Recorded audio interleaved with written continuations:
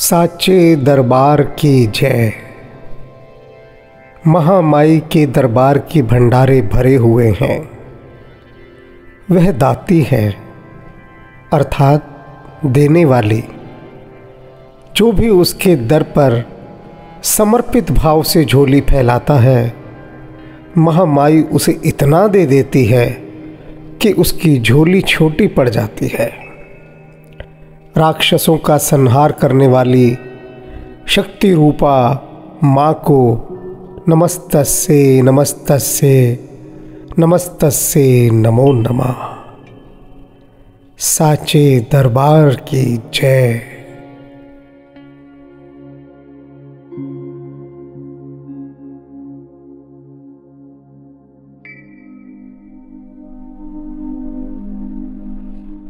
चैत्र शुक्ल एक प्रथम नवरात्र। ये समय ऐसा है कि प्रत्येक भारतवासी इस समय माँ देवी के श्री चरणों के ध्यान में लीन हो जाना चाहता है और सबकी अपनी अपनी साधना पद्धति है। कोई उपवास व्रत रखता है, कोई कंजकों को जिमाता है, कोई तीर्थ यात्राओं पर जाता है, कोई घर में अनुष्ठान रखता है। भिन्न भिन्न प्रकार से सभी जगदम्बा को प्रसन्न करने का प्रयास करते हैं। पूरे संसार में नवरात्र के अवसर पर एक दिव्य शांति छा जाती है। और वह दिव्यता क्या है? हृदय की दिव्यता। संसार के प्रत्येक कोने में आज भारतीय है और नवरात्र के इस अवसर पर वह संसार के जिस भी कोने में है वहीं पर ही वह यह ज्योत जगा देता है। भक्ति की ज्योत, श्रद्धा की ज्योत, विश्वास की ज्योत, माँ जगदम्बा के श्री चरणों में अपने समर्पण की ज्योत, अनंत ज्योत जगती है महामाई के दरबार में। लेकिन क्या इन सभी ज्योतों का प्रकाश महामाई तक पहुंच पाता है? असल सवाल अब ये है, आपने जो भी नवरात्र के व्रत, उपवास इत्यादि किए, अनुष्ठान किए, क्या वे महामाई ने स्वीकार किए?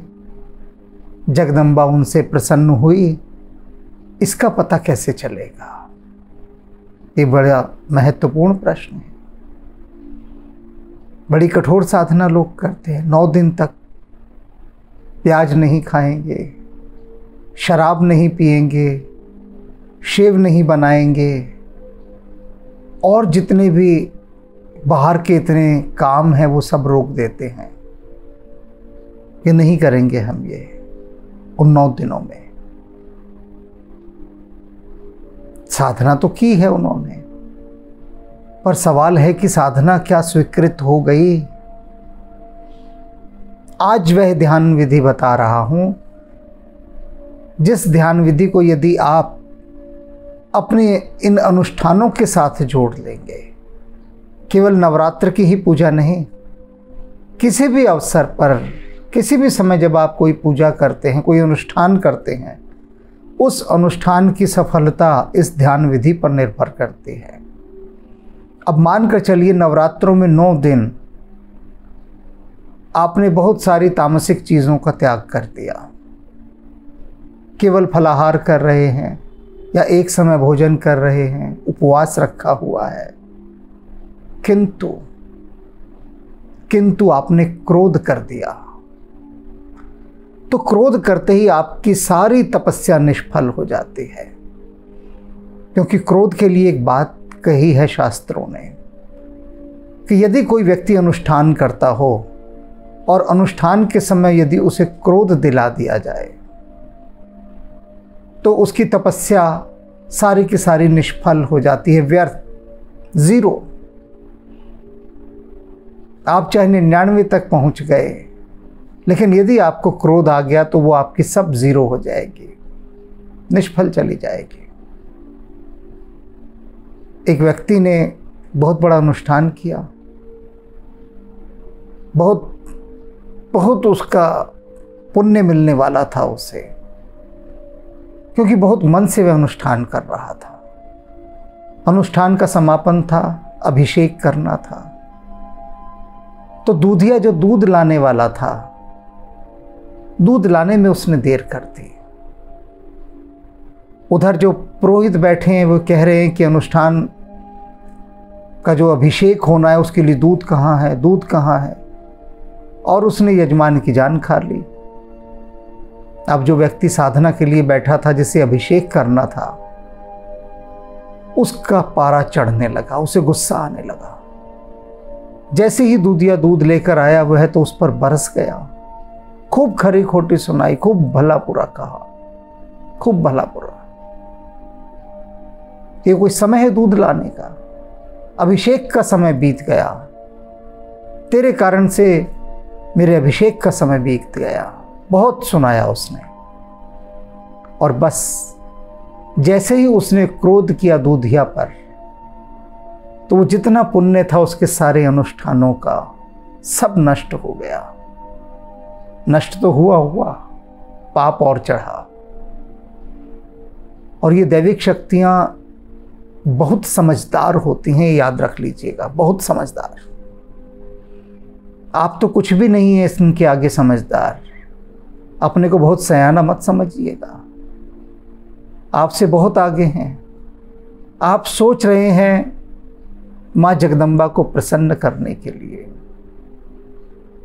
और उधर माँ जगदम्बा अपनी माया से कहती है कि जा जरा खेल इन जीवों के साथ, और कुछ ऐसा कर कि ये जो तपस्या कर रहे हैं मुझे प्रसन्न करने के लिए, वह भंग हो जाए। जा। माया जाती है, कभी दूधिया को लेट करवा देगी, कभी कोई और काम करवा देगी, कभी तुम्हारा किसी से कोई नुकसान करवा देगी। तो बस नुकसान हुआ आपका, और आप भर गए क्रोध में, हो गई तपस्या नष्ट। ये आज गहरी राज की बात बता रहा हूं, और आप देखिएगा जैसे जिस समय आप अनुष्ठान करने बैठते हैं, ये 9 दिन हैं नवरात्र के, संकल्प लेके बैठिए कि 9 दिन में कोई आपका कितना नुकसान कर जाए, आप उस पर क्रोध नहीं करेंगे। और जैसे ही संकल्प करेंगे, 1 घंटे के अंदर, 1 घंटा भी मैंने ज़्यादा बता दिया, हो सकता है संकल्प करते करते ही ऐसी स्थितियां सामने आ जाएं कि आप क्रोध से लाल पीले हो जाएं, आग उगलने लगें, दूसरे को बद्दुआएं देने लगें, गालियां देने लगें। संभावनाएं हो सकती हैं और होंगी। 9 दिन तो मैंने बहुत बता दिए। पहले दिन ही पहली बॉल पर क्लीन बोल्ड, कैच आउट, बहुत संभावनाएं, बहुत संभावनाएं। करके देख लीजिए, खुद समझ में आ जाएगा। संकल्प लीजिए कि जो 9 दिन है नवरात्र के, इन 9 दिनों में मैं एक व्रत धारण करता हूं कि किसी पर भी क्रोध नहीं करूंगा। और क्रोध करने का मतलब ये नहीं है कि भीतर आग बल रही है, खून के घूंट पी रहे हैं भीतर ही भीतर, बस प्रकट रूप से नहीं कर रहे हैं क्रोध।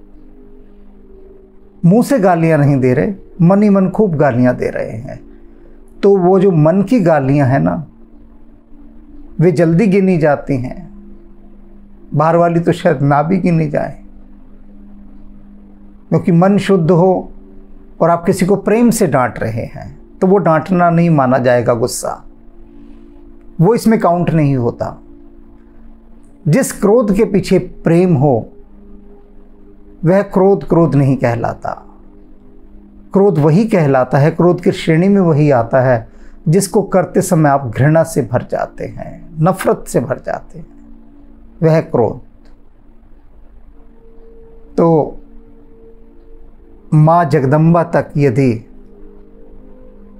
अपनी तपस्या पहुंचानी है, अपने ये व्रत उपवास अनुष्ठान जो भी कुछ करेंगे आप इन दिनों, वे सभी पहुंचाने हैं, सुरक्षित पहुंचाने हैं। तो शांति के कवच में जाएंगे वे, और चारों तरफ माया चोर डाकुओं को लगा देगी आपके चारों तरफ। और वो चोर डकैत क्या होंगे? जो आपको गुस्सा दिलाएंगे, आपके भीतर आग लगा देंगे, और जैसे ही आग लगेगी आपके सारे व्रत, सारे तप, सारे पुण्य सब नष्ट। तो फिर कमर कस लीजिए, तैयार हो जाइए इस 9 दिन की साधना करने के लिए। चाहे खूब भरपेट खाइए, कोई चिंता नहीं। 9 दिन कह दीजिए जगदम्बा को कि 9 दिन तक हम खूब खाएंगे, भरपेट खूब खाएंगे, बस क्रोध नहीं करेंगे। तो हमारी ये साधना आप स्वीकार करें। अनेक ऐसे भक्त हैं जिनका शरीर अब अनुमति नहीं देता भूखा रहने की। शरीर की बात होती है, शरीर हर समय इसके लिए तैयार नहीं होता कि वो पूरे समय भूखा रहे। बहुत सारे लोग हैं उनको दवाइयाँ लेनी होती है, उससे पहले कुछ खाना होता है। तो बेशक से ये जो उपवास रखने वाला तत्व है, ये साधना है, इसको हटा सकते हैं, कोई समस्या नहीं है। बल्कि और पकवान बनाकर खाइए खूब। बस माँ जगदम्बा के चरणों में हाथ जोड़कर कह दीजिए कि माँ माई, एक व्रत तेरे सामने ले रहा हूं कि 9 दिन तक ये जीवात्मा क्रोध नहीं करेगी। ये जीवात्मा तेरे चरणों में ये संकल्प लेकर, ये व्रत लेकर अपना अनुष्ठान आरंभ करती है कि कोई क्रोध नहीं होगा। बस महामाई, तू मेरे इस व्रत को सफल बना देना। तू ही बना सकती है, क्योंकि तू ही काम बिगाड़ती है, तू ही संवारती है। ये तेरे ही खेल हैं सारे, ये तेरा ही काम होता है हमारे काम बिगाड़ देना। तो बस ये जीवात्मा हाथ जोड़कर तुझसे यही कहती है महामाई कि 9 दिन की मेरी साधना करवा दे, मुझसे क्रोध मत करवाना किसी पर। बस तू अपनी जो ये जोत है ना मेरे भीतर जला दे कि मैं ये 9 दिन किसी तरह से निकाल लूं बिना क्रोध के। इन्हें निकलवा दे तू, तेरी ही मेहर से निकल सकता है ये, तू मेहरा वाली है। तो ये नवरात्र पर आज एक नया व्रत आपको दे रहा हूं करने के लिए। खाने पीने को मत अटकिए उन पर, कोई फर्क नहीं पड़ता। आप कर लेते हैं तो ठीक है, नहीं कर पाते तो भी ठीक है। ये बहुत गहरी चीज़ें नहीं हैं, गहरी चीज़ ये है जो बताई है, ये गहरी चीज़ है।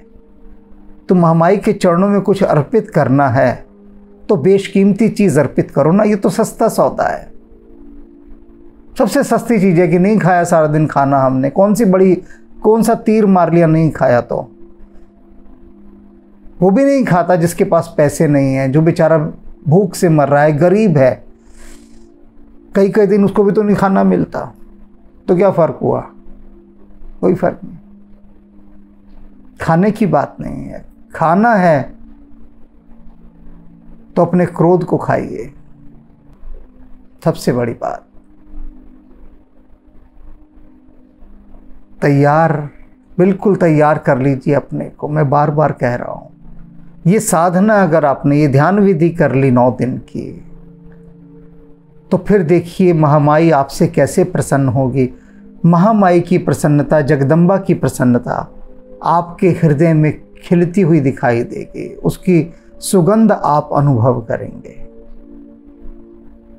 कई बार दोहरा कर मैंने ये बात बोल दी है, फिर मत कहिएगा कि पहले बता दिया होता, पहले ही बता रहा हूं। 9 दिन की यात्रा पर अब आप चलिए, ऐसी यात्रा जिसमें क्रोध का नामो निशान ना हो।